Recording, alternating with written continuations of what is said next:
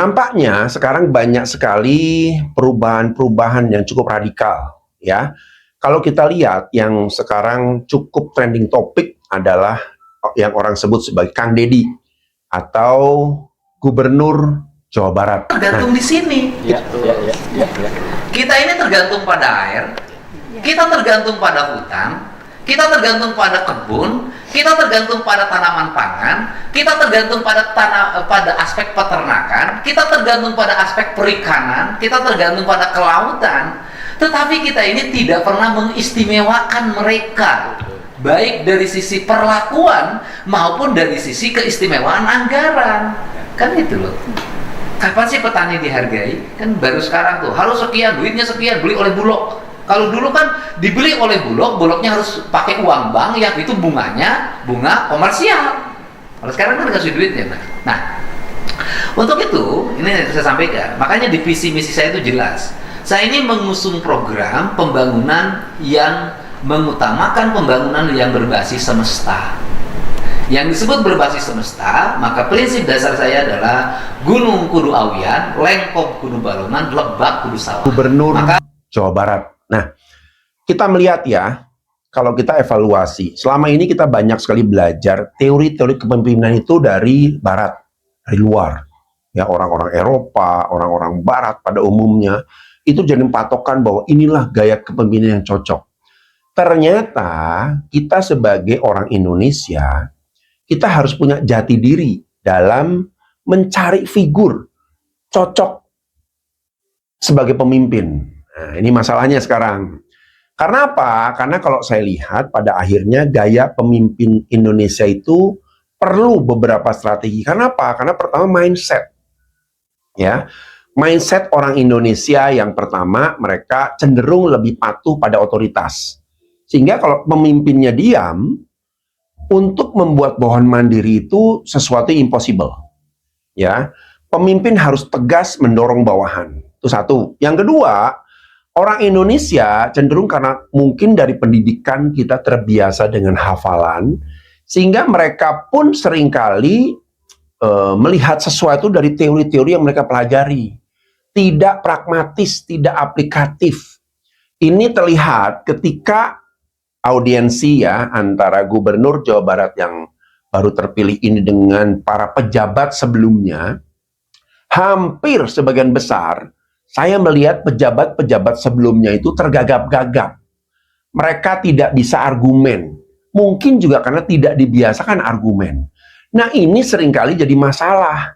Argumentasi selama itu menjadi sesuatu yang positif, itu malah bisa menambah input, menambah banyak pandangan yang positif, ya, bukan sebagai yes man. Iya Pak, silakan Pak. Dan saya lihat banyak pejabat-pejabat yang dulu berada di pemerintahan, yang mungkin mereka dengan gaya pemimpinan yang dulu terlihat sangat-sangat pasif, sangat-sangat bingung, bahkan mereka cenderung tidak tahu apa yang seharusnya dilakukan.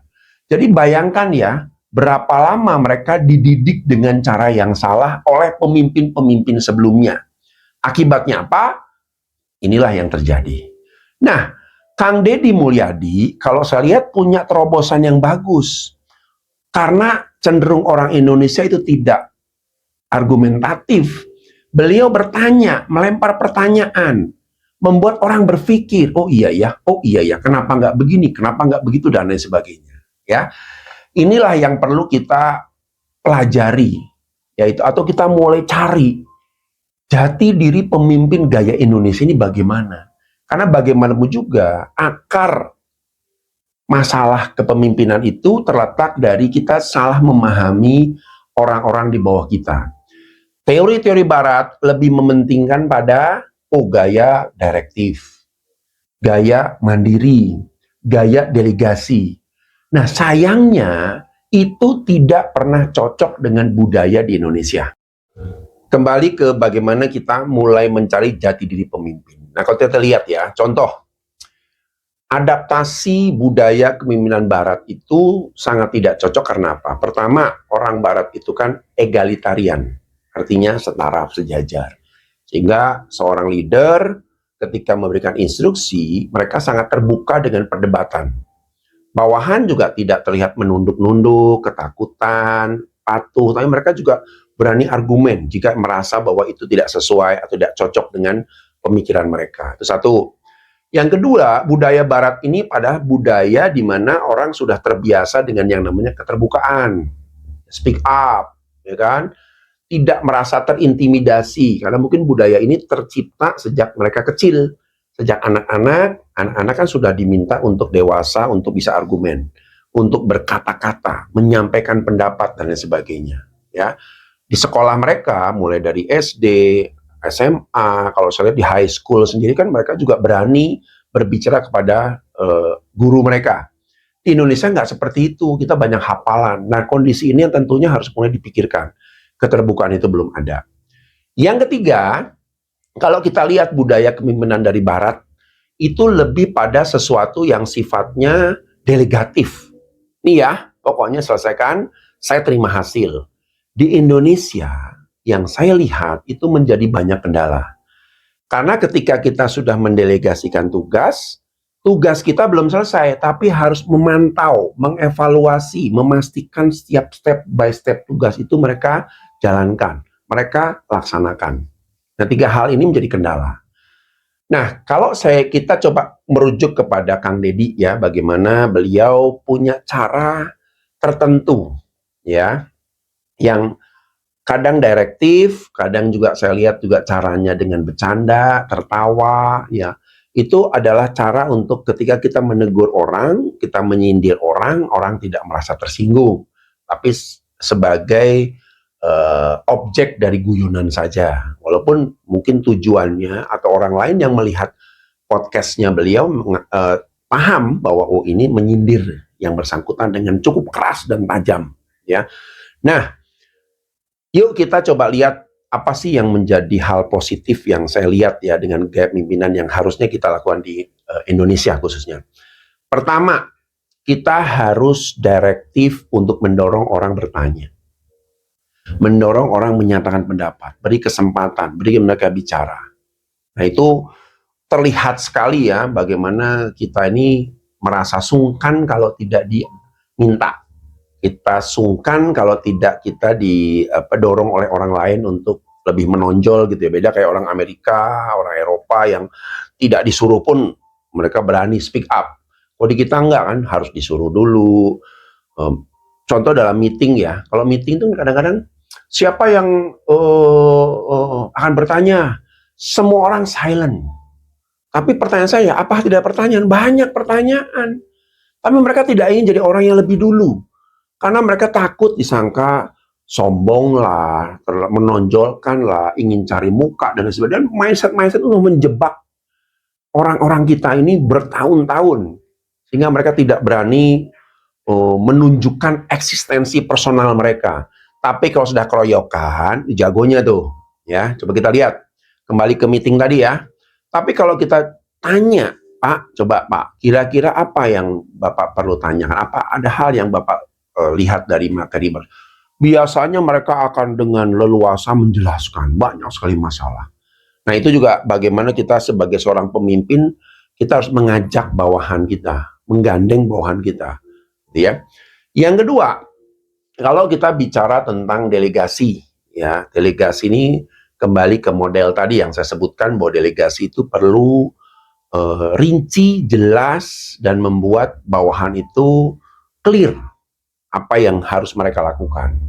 Dan yang ketiga tentunya kalau kita lihat ya, Kang Deddy Mulyadi ini kan ketika dia mendekati satu objek atau orang ya yang kita tahu ini orang masalah, tapi dia dengan halus gitu ya bisa membawa suasana, situasi, sehingga orang yang bermasalah tersebut juga tidak terbawa emosi, gitu kan ya. Nah, itu seni-seni bagaimana kita menjadi seorang leader. Nah, teman-teman, kalau kita merujuk dari kultur Indonesia, tentunya kita harus terus mulai belajar, menggali lagi pemimpin yang cocok dengan iklim Indonesia itu bagaimana. Saya sendiri menggunakan teknik yang namanya teknik layang-layang. Jadi pemimpin kita ini sebagai leader tidak boleh terlalu keras, tapi juga tidak boleh terlalu lunak. Kalau keras, kita harus mengcover dengan memanggil secara pribadi, ajak ngomong pribadi, ya, kita coba berikan motivasi sehingga mereka tidak down. Tapi kalau kita terlalu keras, bisa jadi mereka mental keluar. Karena tipikal di Indonesia ini, salah satu yang jadi kendala adalah baper. Contoh, kalau saya marah sama seseorang, orang akan baper menganggap bahwa kemarahan saya itu negatif. Kemarahan saya itu menjatuhkan. Kemarahan saya itu untuk membuat diri kita direndahkan. Padahal marah kita itu dengan tujuan untuk memperbaiki perilaku. Kalau orang di barat, mereka nggak ada masalah dengan jebret marah. Karena mereka tahu, oh, marahnya atasan saya atau orang lain ini membantu saya untuk mengimprove diri sendiri. Nah, kondisi baper itu juga sering jadi masalah. Ya, kenapa pemimpin juga kadang-kadang nggak bisa direktif langsung terobos gitu ya, tapi dengan media kita menegur, menyindir, dengan guyon, mungkin sekarang ini kan juga kalau saya lihat banyak sekali stand up komedi yang isinya mengkritik sarkastik gitu ya, tapi dengan gaya bahasa komedi, sehingga tidak ada orang secara pribadi yang tersinggung, ya, even itu roasting di depan orang lain. Karena ketika seorang komedian merosting seseorang, mereka nampak tidak berfokus kepada orang tersebut, tapi juga mentertawakan situasi-situasi yang sering terjadi di luar pada umumnya. Nah, inilah seni-seni bagaimana kita berkomunikasi. Nah, di Indonesia syarat dengan teknik atau seni seperti itu. Kita nggak bisa direktif, lalu kaku, lalu kita maksa orang, dan nggak bisa. Umumnya pasti mental. Apalagi kalau kita masuk ke generasi Z ke sini, sudah tentu sikap kita itu akan mental. Baik teman-teman, itu sedikit hal yang perlu kita kembangkan ya. Saya selalu bilang bahwa yuk kita tinggalkan adopt manajemen gaya barat yang tidak cocok dengan kultur yang ada di Indonesia. Memang tidak semua jelek, ya, ada hal yang bagus, ada hal yang positif, tapi kita harus mulai melihat jati diri kita. Orang-orang kini cara berpikirnya seperti apa, cara mereka menanggapi, berespon, emosi. Karena kalau kita tidak menyentuh hal seperti itu, apapun yang kita lakukan sebagai pemimpin pasti gagal. Karena dianggap sebagai penekanan, dianggap sebagai hal negatif, ya. Jadi yuk kita coba gali. Saya banyak ngundang orang-orang juga yang tertarik ya, interest ya, untuk mengembangkan budaya kultur leadership di Indonesia dan gaya Indonesia yang spesifik, yang khusus, sehingga kita bisa benar-benar memimpin orang-orang, entah itu dalam pekerjaan, institusi pemerintahan, atau dalam kegiatan apa juga, agar mereka bisa bersama-sama kembali ke model gotong royong yang menjadi ikon Indonesia. Terima kasih, saya Sumanto dari